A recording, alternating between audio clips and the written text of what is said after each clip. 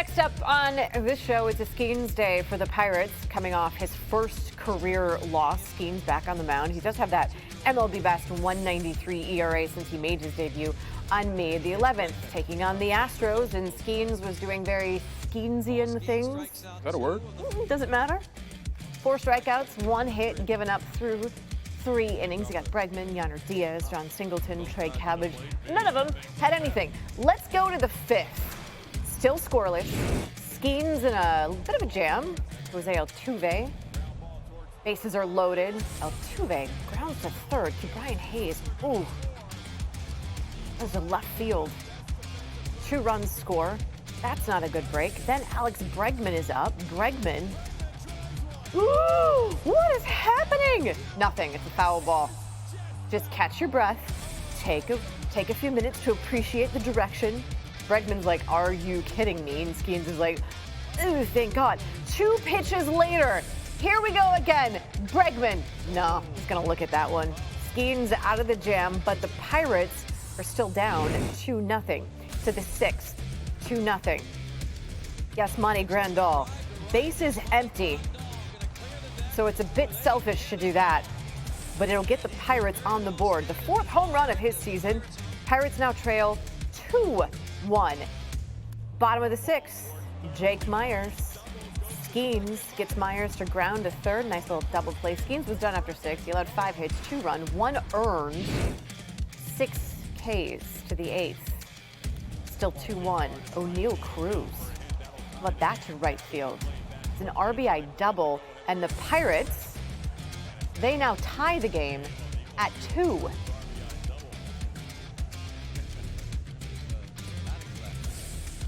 Later in the inning, Ryan Presley. Joey Bart's going to fly out.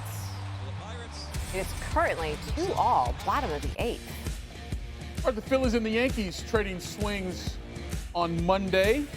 Zach Wheeler, 1.71 ERA, 34 strikeouts in his last 5 starts. Well, somebody didn't tell that to Aaron Judge, because he says, y'all better back up, suckers. I'm feeling good today. Gone. 14 first-inning home run this season. That ties Mickey Mantle in 1961 for second most first-inning home runs in a season in franchise history. Babe Ruth had 16 in 1927. Bottom of the 1st, Trey Turner. Let's get one on and over to Jazz Chisholm. Yes, Jazz Chisholm playing third base. How about that? Never done that in his career, but there he is. Top of the 2nd, Jazz now at the plate and leaving the yard. Opposite field power for Jazz. I think he's digging his new unis there in New York. First home run as a Yankee. Later in that inning, though, Ben Rice is at the plate, and he makes a good thing keep happening. 2nd time in his career for Wheeler that he's allowed 3 home runs in the first 2 innings of a game. The first time he did it was way back in 2017. Let's go to the top of the 5th. Yankees with a 3-2 lead now. Bases loaded. You got 1 out, and you got Juan Soto at the plate, and his game was on all night like the porch light. He went 3 for 5 in this game. That was one of his 2 doubles. He drove in 3 runs, and the Yankees now lead it 5-2. We go to the 7th. New York is pushing lead to 7-3 now. 1 on, 1 out for Judge. And thank you, sir. May I have another? Judge going big like Notorious on that one. 430 feet. He now has the 2nd most multi-home run games in a player's first 9 seasons in MLB history with 37.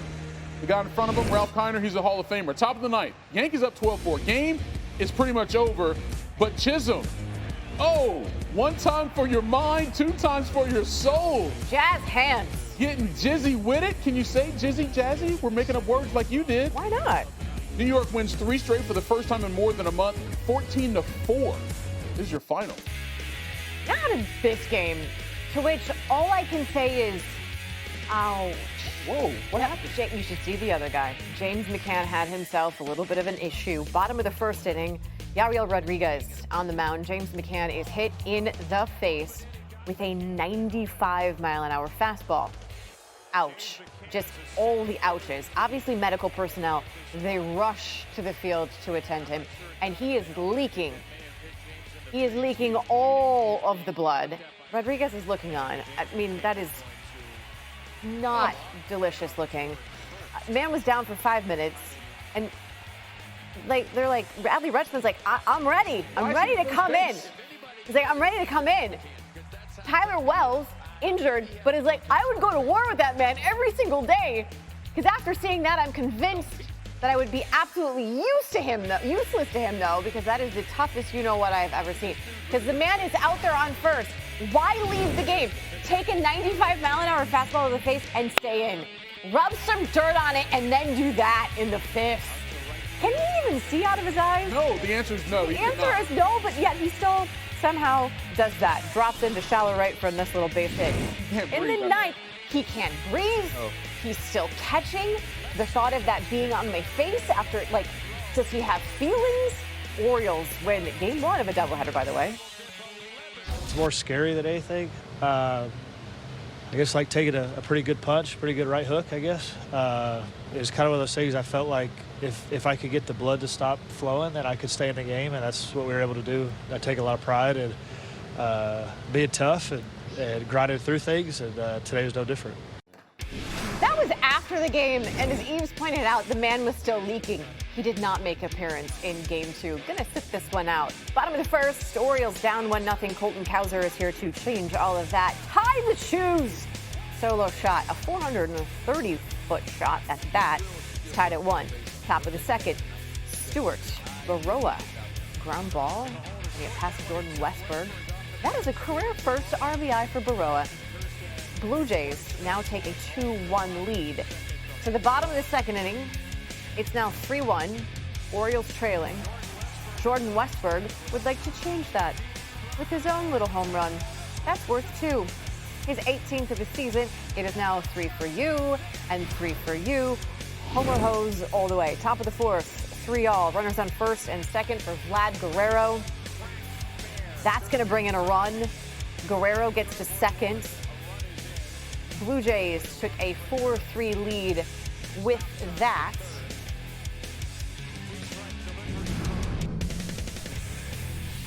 How about an update from the Royals and the White Sox? Chicago scuffling that losing streak. Bobby Witt Jr., top of the 8th.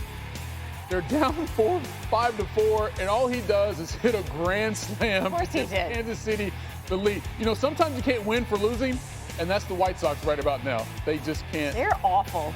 Yeah, Witt's fun to watch, though. The Guardians trying to get more against the Tigers. Jack Flaherty, name heard a number of times. Trade markets scratch from this game. Not scratch. Jose Ramirez, top of the first with a runner on second. Bring him in. Guardians with the 1-0 lead early. Then Ramirez is back for more. Top of the third with a 3-0 lead already. Gone. 451-footer. The longest home run of his career. It's also his 25th this season. Guardians take a 4-0 lead. And then Bo Naylor was like, that's cute. I can do it too. Top of the 6th. Runners on first and second. Trot. Do not rush. Take care of those muscles. Don't need an injury. Guardians now extend that lead to 7-0.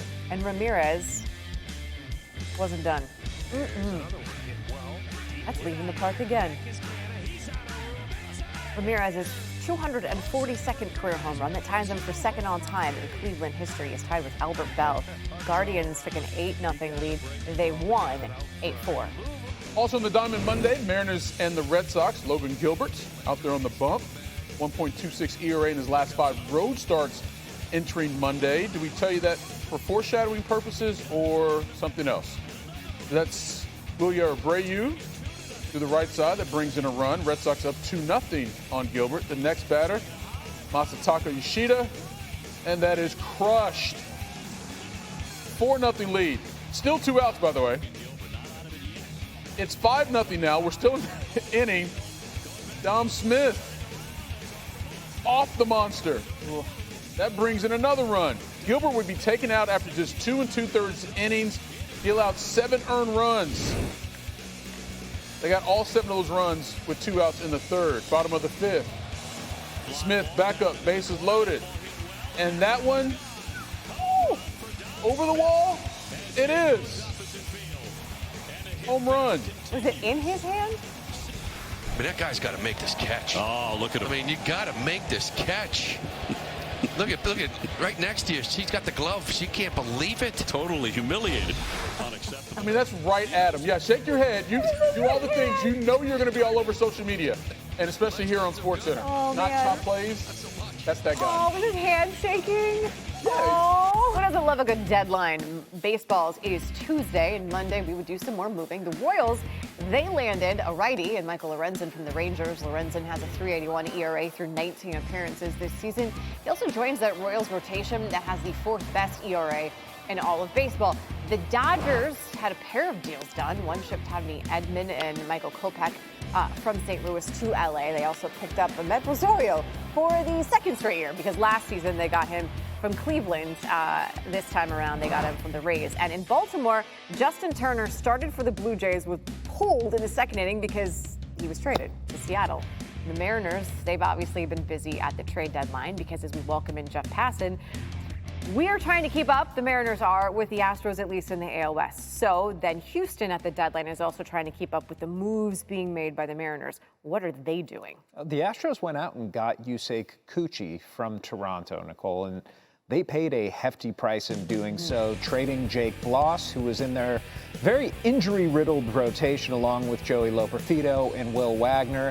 And it was a continuation of a trend that we've seen at this deadline where contending teams are subject to pay heavy, heavy prices, whether it was Carlos Estevez going to the Phillies for George Klassen and Sam Aldegheri, or, plenty of other things that we've seen out there to this point. Jason Adam going to the San Diego Padres, and Dylan Lesko and two other prospects heading back. Teams understand when there are so few teams that are as poor as they are and trying to sell at this point, then the cost is going to be at times prohibitive and teams are willing to pay it. I believe that's simple supply and demand. Look, the deadline, it is Tuesday evening. Who might still be on the move? We're looking at a bunch of big names, right? Garrett Crochet still hasn't been traded. Luis Roberts still hasn't been traded. Jack Flaherty still hasn't been traded. A guy worth keeping an eye on, though, is Tanner Scott. He's the closer for the Miami Marlins right now. It's clear that the Marlins are looking to get a big price on Scott because of what was paid for Estevez. And even though Scott is a free agent after this season, there are a number of big market teams, whether it's the New York Yankees or the Philadelphia Phillies or potentially even the Los Angeles Dodgers, who are looking to capitalize on a guy who has pitched effectively in late innings and is bound to go before the 6 p.m. deadline. And stuff is happening because the man is standing here with the phone literally in his hand. Glued to it, like. That's Jeff Passan. It's stuck there. It doesn't go anywhere.